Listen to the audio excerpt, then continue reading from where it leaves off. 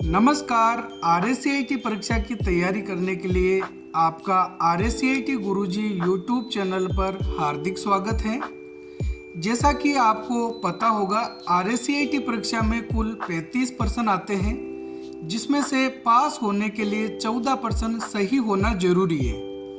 इस परीक्षा में माइनस मार्किंग भी नहीं होती है। यह परीक्षा OMR सीट पर होगी।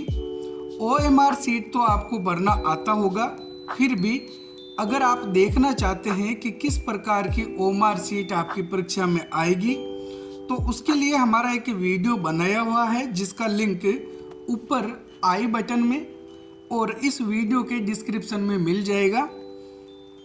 आज के इस वीडियो में हम 35 महत्वपूर्ण प्रश्न उत्तर जानने वाले हैं। तो चलिए शुरू करते हैं आज का वीडियो। हमारा प्रश्न नंबर 1 है, निम्न में से कौन सा एप्लीकेशन सॉफ्टवेयर का उदाहरण नहीं है? Web browser, spreadsheet, device driver या फिर वर्ड प्रोसेसर। तो इसमें सही उत्तर है सी, डिवाइस ड्राइवर। हमारे इस YouTube चैनल RSCIT गुरुजी पर आपको कंप्यूटर सॉफ्टवेयर से संबंधित एक वीडियो मिल जाएगा, जिसमें हमने अच्छे से बता रखा है कंप्यूटर सॉफ्टवेयर के प्रकार, सिस्टम सॉफ्टवेयर और एप्लीकेशन सॉफ्टवेयर के बारे में अच्छे से हमने समझाया हुआ है। तो उस वीडियो को आप ऊपर आई बटन से या फिर आप हमारे चैनल पर जाकर उसे ज़रूर देखें। प्रश्न नंबर 2 है, URL का कौन सा भाग आम तौर पर वेबसाइट के संगठन या उद्देश्य के प्रकार को इंगित करता है? उदाहरण .com, .edu, .gov।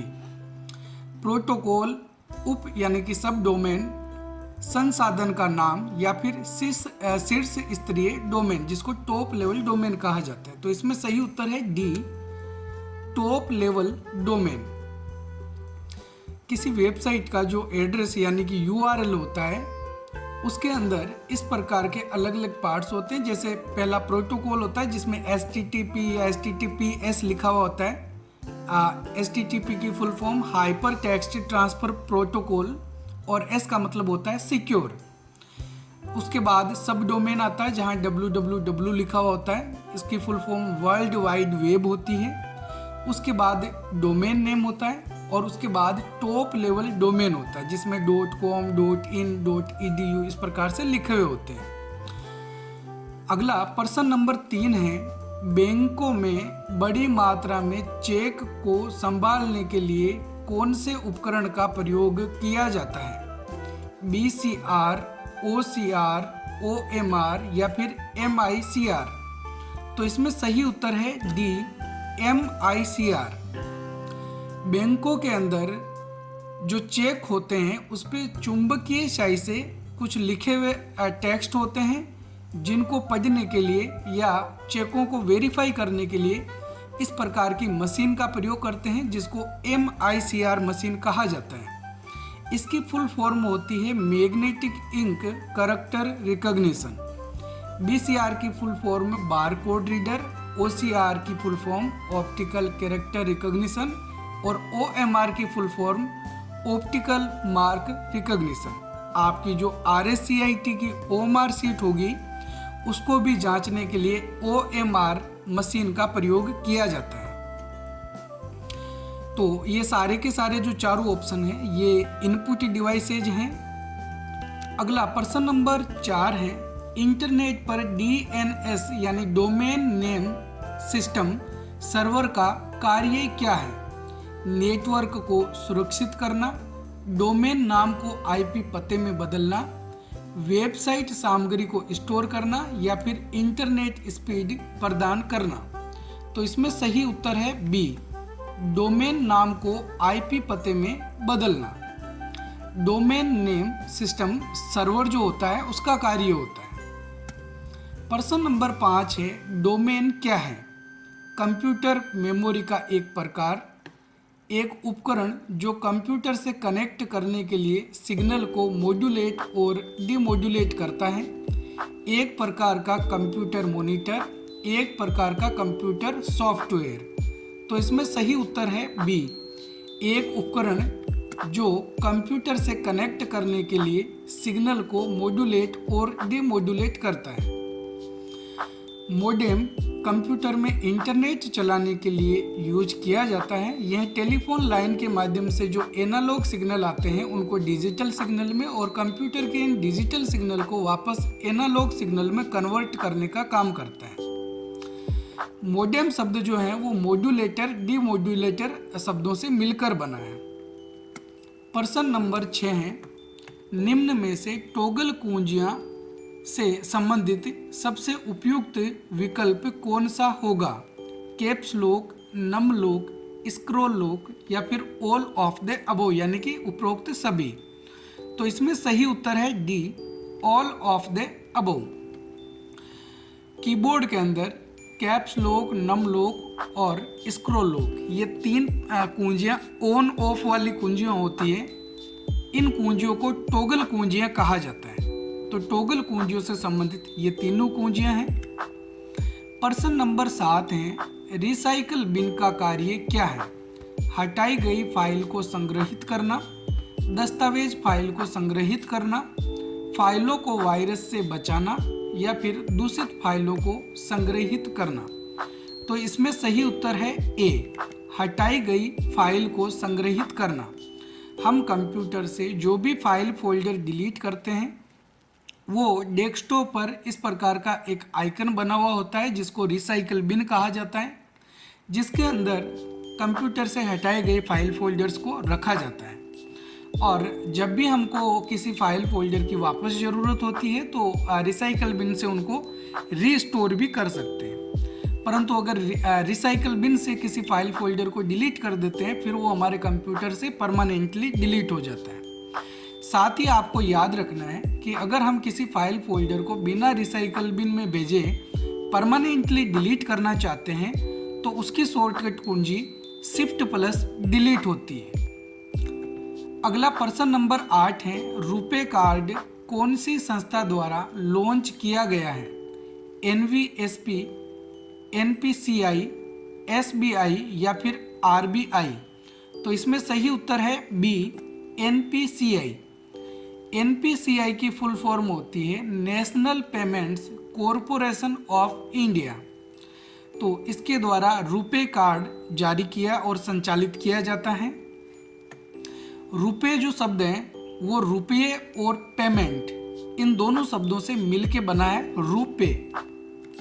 प्रश्न नंबर 9 है, रैम का पूरा नाम क्या है? Read access memory, ready access memory, random access memory या फिर उपरोक्त में से कोई नहीं। तो इसमें सही उत्तर है सी, रैंडम एक्सेस मेमोरी। रैम की फुल फॉर्म होती है और रोम की फुल फॉर्म होती है रीड ओनली मेमोरी। ये इस प्रकार की रैम होती है जो कि सीपीयू के मदरबोर्ड पर लगी होती है। प्रश्न नंबर 10 है, 2 फैक्टर ऑथेंटिकेशन का सबसे अच्छा उदाहरण कौन सा है? केवल पासवर्ड से लॉगिन, केवल सत्यापन, पासवर्ड और OTP दोनों द्वारा सत्यापन या फिर केवल कैप्चा? तो इसमें सही उत्तर है सी, पासवर्ड और OTP दोनों द्वारा सत्यापन। जब हम लॉगिन होते हैं तो पासवर्ड के साथ साथ हमारे मोबाइल पे या ईमेल पे एक OTP वेरीफाई करने के लिए आते हैं। तो इस तरीके से हमको 2 बार सत्यापन करना होता है। अगला प्रश्न नंबर 11 है, निम्न में से कौन सा एक वेब ब्राउज़र है? विंडोज, MS वर्ड, क्रोम या फिर बिंग? तो इसमें सही उत्तर है सी, क्रोम। क्रोम एक वेब ब्राउज़र है। इसके अलावा कुछ और वेब ब्राउज़र जैसे गूगल क्रोम के अलावा सफारी, ओपेरा, इंटरनेट एक्सप्लोरर, जिसकी जगह अब विंडोज़ 10 या 11 में माइक्रोसॉफ्ट एज का प्रयोग किया जाता है, मोजिला फायरफॉक्स। तो ये सभी जो हैं वो ब्राउज़र हैं। इसके अलावा कुछ सर्च इंजन होते हैं जो इन ब्राउज़र्स में होते हैं जैसे डकडकगो, बिंग, गूगल, याहू। इनमें सबसे ज़्यादा प्रचलित गूगल जो सर्च इंजन है वो यूज किया जाता है। उसके बाद बिंग सर्च इंजन है जो कि इंटरनेट एक्सप्लोरर या माइक्रोसॉफ्ट एज ब्राउज़र में यूज किया जाता है। तो ये सर्च इंजन है डकडगो, बिंग, गूगल और याहू। अगला प्रश्न नंबर 12 है, वर्डपैड या अन्य टेक्स्ट एडिटर प्रोग्राम में इंसर्ट कुंजी का प्रयोग करने से क्या होता है? टेक्स्ट गहरा हो जाता है, टेक्स्ट तिरछा हो जाता है, टेक्स्ट रेखांकित हो जाता है या फिर टेक्स्ट अधिलेखित होना शुरू हो जाता है। तो इसमें सही उत्तर है डी, टेक्स्ट अधिलेखित होना शुरू हो जाता है। नॉर्मली जब हम कर्सर को कहीं पे रखते हैं शब्दों के पहले और जब कोई शब्द टाइप करते हैं तो कर्सर के आगे वाले शब्द और आगे खिसकते रहते हैं, लेकिन जब हम इंसर्ट कुंजी को दबाते हैं उसके बाद जब कोई टेक्स्ट लिखते हैं तो कर्सर के आगे वाले जो शब्द होते हैं उनके ऊपर वो अक्षर लिख दिए जाते हैं, जिनको ओवर टाइप करना कहा जाता है। ओवर टाइप या ओवर राइट करना इसको कहा जाता है। और शॉर्टकट कुंजी इसके लिए इंसर्ट काम में ली जाती है। इसी इंसर्ट कुंजी को कीबोर्ड से जब हम वापस दबाते हैं तो ओवर टाइप प्रक्रिया बंद हो जाती है। अगला प्रश्न नंबर 13 है, विंडोज 11 में डिफ़ॉल्ट वेब ब्राउज़र कौन सा होता है? Internet explorer, Mozilla Firefox, Google Chrome या फिर माइक्रोसॉफ्ट एज। तो इसमें सही उत्तर है डी, माइक्रोसॉफ्ट एज।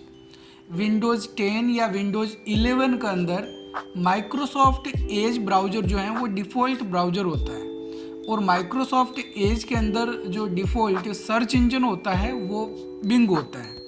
तो ये भी आपको याद रखना है। प्रश्न नंबर 14 है, MS वर्ड 2019 में डिफ़ॉल्ट फ़ॉन्ट कौन सी होती है? Times New Roman, Calibri, Arial या फिर मंगल। तो इसमें सही उत्तर है बी, कैलिबरी। माइक्रोसॉफ्ट वर्ड की जब हम नई फाइल ओपन करते हैं तो उसकी फ़ॉन्ट कैलिबरी बॉडी होती है और फ़ॉन्ट साइज 11 होती है, तो ये याद रखना है। अगला प्रश्न नंबर 15 है, इमेज ऑप्टिमाइजेशन से क्या तात्पर्य है?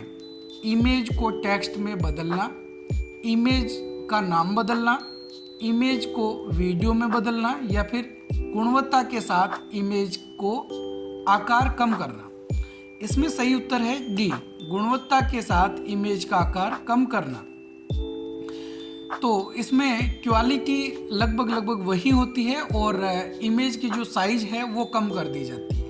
अब क्योंकि जब इमेज की साइज कम होती है तो क्वालिटी पे थोड़ा सा इफेक्ट जरूर पड़ सकता है, लेकिन अगर अपन इमेज ऑप्टिमाइजेशन टूल्स का प्रयोग करें तो ज़्यादा खास इफेक्ट नहीं होता है। अगला प्रश्न नंबर 16 है, PDF फाइलों को देखने के लिए निम्न में से कौन से एप्लीकेशन सॉफ्टवेयर का प्रयोग किया जाता है? Device driver, adobe reader, MS word या फिर MS पेंट। इसमें सही उत्तर है बी, एडोब रीडर। इसके अलावा आपको ध्यान में रखना है एडोब रीडर या फिर एडोब एक्रोबेट रीडर लिखा हुआ हो सकता है, तो एडोब एक्रोबेट या फिर एडोब रीडर ये दोनों ही PDF फाइलों को देखने के लिए काम में लिए जाते हैं। प्रश्न नंबर 17 है, निम्न में से किसके द्वारा ऑनलाइन दस्तावेज फाइल बनाई या संपादित की जा सकती है? MS PowerPoint, MS Word, Google Docs या फिर गूगल सीट। इसमें सही उत्तर है C, Google Docs. Google Docs Microsoft Word की तरह ही होता है, हालांकि माइक्रोसॉफ्ट वर्ड के अंदर बनने वाली फाइल भी डॉक्यूमेंट ही होती है, लेकिन इसके लिए हमको इंटरनेट की ज़रूरत नहीं होती, यानी ऑनलाइन रहने की ज़रूरत नहीं होती है। गूगल डॉक्स एक इस प्रकार की गूगल की सर्विस है जिसके द्वारा अपन डॉक्यूमेंट फाइल ऑनलाइन बना सकते हैं बिना कोई सॉफ्टवेयर इंस्टॉल किए। अगला प्रश्न नंबर 18 है, मॉनिटर को CPU से जोड़ने के लिए कौन सी केबल का प्रयोग किया जाता है? HDMI केबल, VGA केबल, उपरोक्त दोनों या फिर उपरोक्त में से कोई नहीं। तो इसमें सही उत्तर है सी, उपरोक्त दोनों। मॉनिटर को अगर हम CPU से कनेक्ट करते हैं तो उसके लिए HDMI केबल इस प्रकार की या फिर इस प्रकार की VGA केबल जिसके अंदर 15 पिनें लगी होती है केबल के अंदर, इसका प्रयोग कर सकते हैं। हालांकि उसके लिए हमारे CPU में और मॉनिटर पर इस प्रकार का पोर्ट लगा हुआ होना जरूरी है। ज़्यादातर प्रचलित VGA केबल हैं, लेकिन आजकल HDMI का प्रयोग सबसे ज़्यादा किया जाता है। HDMI की फुल फॉर्म होती है high definition multimedia interface. VGA की फुल फॉर्म होती है वीडियो ग्राफिक्स एरे। प्रश्न नंबर 19 है, निम्न में से कौन सा एक इनपुट डिवाइस है? प्रिंटर, मॉनिटर, माउस या प्रोजेक्टर? तो इसमें सही उत्तर है सी, माउस। माउस एक इनपुट डिवाइस है और printer, monitor, projector, speaker, plotter ये सारे आउटपुट उपकरण होते हैं। अगला प्रश्न नंबर 20 है, वाईफाई का पूरा नाम क्या है? Wireless Fidelity, wire fire, web Fidelity, wired fibre? तो इसमें सही उत्तर है ए, वायरलेस फिडेलिटी। वाईफाई का पूरा नाम होता है। प्रश्न नंबर 21 है, MS पावर पॉइंट 2019 में स्लाइड सॉर्टर व्यू का उपयोग किस लिए किया जाता है? नई स्लाइड जोड़ने के लिए, स्लाइड शो करने के लिए, स्लाइड में नोट्स जोड़ने के लिए या फिर स्लाइड्स को पुनः व्यवस्थित और संगठित करने के लिए? तो इसमें सही उत्तर है डी, स्लाइड्स को पुनः व्यवस्थित और संगठित करने के लिए। जब स्लाइड सॉर्टेड व्यू को ओपन किया जाता है तो इस प्रकार से सारी स्लाइड्स हमको दिखाई देती है। हम किसी भी स्लाइड को एक स्थान से ड्रैग करके दूसरे स्थान पे ले जा सकते हैं। अगला प्रश्न नंबर 22 है, MS एक्सेल 2019 में सेलों में मौजूद मान का औसत ज्ञात करने के लिए किस फंक्शन का उपयोग किया जाता है? सम, एवरेज, काउंट या फिर मैक्स? तो औसत ज्ञात करने के लिए एवरेज फंक्शन का प्रयोग करते हैं। सम के द्वारा मानों को जोड़ा जा सकता है। काउंट के द्वारा उन सेलों की संख्या ज्ञात की जा सकती है जिसके अंदर हमने संख्याएं लिखी हो। और मैक्स फंक्शन के द्वारा सबसे बड़ी जो संख्या है वो ज्ञात की जाती है। तो एवरेज के लिए अपन यानी औसत ज्ञात करने के लिए एवरेज फंक्शन का यूज करते हैं, जो कि इस प्रकार से लिखा जाता है बराबर एवरेज और उसके बाद सेलों का जो एड्रेस है जैसे B2 कोलन यानी कि B2 से लेकर B8 तक, तो इसके अंदर जो भी मान होता है उसमें एवरेज जो वैल्यू है वो 73 होती है। अगला प्रश्न नंबर 23, निम्न में से कौन सा सबसे अधिक लोकप्रिय मोबाइल ऑपरेटिंग सिस्टम है? विंडोज 10, लिनक्स, MS डोज या फिर एंड्रॉयड? तो मोबाइल यानी कि स्मार्टफोन के अंदर जो सबसे ज़्यादा यूज किए जाने वाला ऑपरेटिंग सिस्टम है वो है एंड्रॉयड। डी इसमें सही आंसर है। अगला प्रश्न नंबर 24 है, कंप्यूटर मेमोरी की सबसे छोटी इकाई कौन सी है? बाइट, बिट, किलोबाइट या फिर मेगाबाइट? तो इसमें सही उत्तर है B, bit.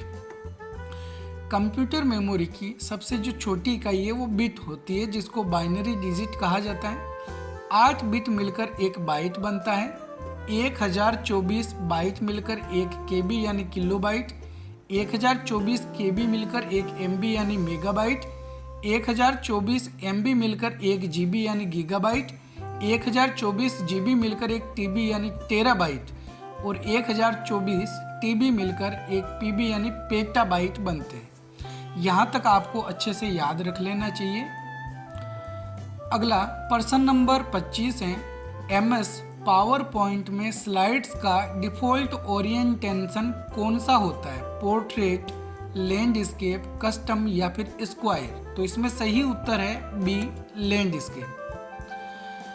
Microsoft PowerPoint में लैंडस्केप ओरिएंटेशन होता है और माइक्रोसॉफ्ट वर्ड में डिफ़ॉल्ट पोर्ट्रेट जो ओरिएंटेशन है वो यूज किया जाता है।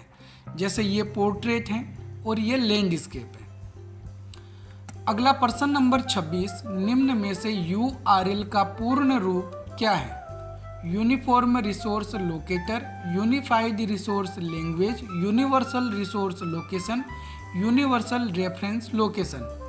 तो इसमें सही उत्तर है ए, यूनिफॉर्म रिसोर्स लोकेटर। URL की फुल फॉर्म होती है। किसी वेबसाइट का जो एड्रेस होता है जिसको URL कहा जाता है, किसी ब्राउज़र में एड्रेस बार में दिखाई देता है। प्रश्न नंबर 27, निम्न में से ऑनलाइन बैंकिंग का मुख्य लाभ क्या है?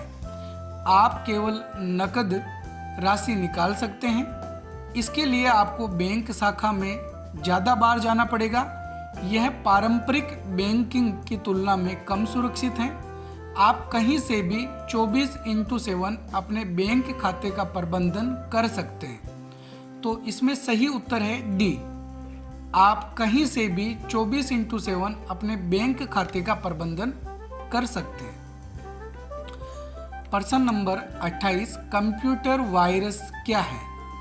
एक प्रकार का हार्डवेयर, एक प्रोग्राम जो आपके कंप्यूटर को नुकसान पहुंचाता है, एक टेक्स्ट एडिटर प्रोग्राम, या फिर कंप्यूटर फाइलों को सुरक्षित रखने वाला एप्लीकेशन। तो इसमें सही उत्तर है बी, एक प्रोग्राम जो आपके कंप्यूटर को नुकसान पहुंचाता है। कंप्यूटर वायरस हमारे कंप्यूटर के जो सॉफ्टवेयर होते हैं या कंप्यूटर के अंदर बने हुए जो फाइल फोल्डर्स होते हैं, उन फाइलों को या तो करप्ट कर देता है या फिर उनको मिटा देता है। प्रश्न नंबर 29, ऑनलाइन लॉग इन करते समय कैप्चा कोड का क्या कार्य होता है? डेटा इनक्रिप्ट करना, वायरस को अनुमति देना, कंप्यूटर की गति बढ़ाना, या फिर मनुष्यों को बोर्ड्स से अलग करना।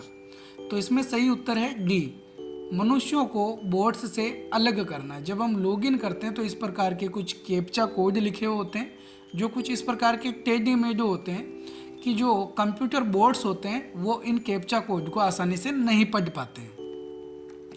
अगला प्रश्न नंबर 30 है, MS एक्सेल में पंक्तियों यानी कि रोज की पहचान किसके द्वारा की जाती है? अल्फ़ाबेट्स, नंबर्स, सिंबल्स, या फिर कलर्स। तो इसमें सही उत्तर है बी, नंबर्स। माइक्रोसॉफ्ट एक्सेल की जो सीट होती है उसमें इस प्रकार से नंबरों के रूप में रो होती है, और इस प्रकार से ABCD यानी अल्फ़ाबेट टेक्स्ट में कॉलम्स होते हैं। और इस प्रकार का जो चौकोर एक सेल होता है, जो बॉक्स होता है, वो सेल कहलाता है। अगला प्रश्न नंबर 31 है, निम्न में से डॉट मैट्रिक्स क्या है? टेप, डिस्क, प्रिंटर, या फिर इनपुट डिवाइस। तो इसमें सही उत्तर है सी, प्रिंटर। डॉट मैट्रिक्स एक प्रकार का प्रिंटर है। इसके अलावा और भी प्रिंटर के कई प्रकार होते हैं, मुख्यतः 2 प्रकार होते हैं, इम्पैक्ट प्रिंटर और नॉन इम्पैक्ट प्रिंटर। तो dot matrix printer, Daisy wheel printer और चेन प्रिंटर, ड्रम प्रिंटर, ये इस प्रकार के जो प्रिंटर होते हैं वो इम्पैक्ट प्रिंटर कहलाते हैं। नॉन इम्पैक्ट प्रिंटर के अंदर लेजर प्रिंटर, थर्मल प्रिंटर और इंकजेट प्रिंटर शामिल होते हैं। प्रश्न नंबर 32 है, PDF का पूरा नाम क्या है? Portable document format, printable document format, personal document file, या फिर प्रारूप डेटा फाइल। तो इसमें सही उत्तर है ए, पोर्टेबल डॉक्यूमेंट फॉर्मेट। PDF की फुल फॉर्म होती है। प्रश्न नंबर 33 है, निम्न में से कौन सी सेवा ऑनलाइन रेलवे टिकट बुक करने में मदद करती है? IRCTC, ITR, Gmail, या फिर फ्लिपकार्ट। तो इसमें सही उत्तर है ए, IRCTC। IRCTC की फुल फॉर्म होती है Indian railway catering and tourism corporation. अगला प्रश्न नंबर 34 है, निम्न में से कौन सा एक ऑपरेटिंग सिस्टम सॉफ्टवेयर का उदाहरण है? Microsoft word, Windows 11, Google Chrome, या फिर माइक्रोसॉफ्ट एज। तो इसमें सही उत्तर है बी, विंडोज 11। कंप्यूटर में विंडोज 11 विंडोज का सबसे नवीनतम ऑपरेटिंग सिस्टम है। प्रश्न नंबर 35 है, निम्न में से कंप्यूटर का मस्तिष्क किसे कहा जाता है? रैम, CPU, हार्ड डिस्क, या फिर मॉनिटर। तो इसमें सही उत्तर है बी, CPU। CPU की full form central processing unit होती है। मदरबोर्ड पे इस प्रकार का ये जो प्रोसेसर लगा हुआ होता है, असल में यही CPU कहलाता है। तो ये थे आज के हमारे 35 महत्वपूर्ण प्रश्न उत्तर। उम्मीद है आपको हमारा ये वीडियो पसंद आया होगा। अगर आपको हमारा ये वीडियो पसंद आए तो वीडियो को लाइक और हमारे RSCIT गुरुजी यूट्यूब चैनल को सब्सक्राइब जरूर करें। हम RSCIT परीक्षा की तैयारी के लिए इसी प्रकार के और नए नए वीडियोज आपके लिए लाते रहेंगे। तो हम मिलेंगे इसी प्रकार के एक और नए वीडियो में। तब तक के लिए जय हिंद, जय भारत।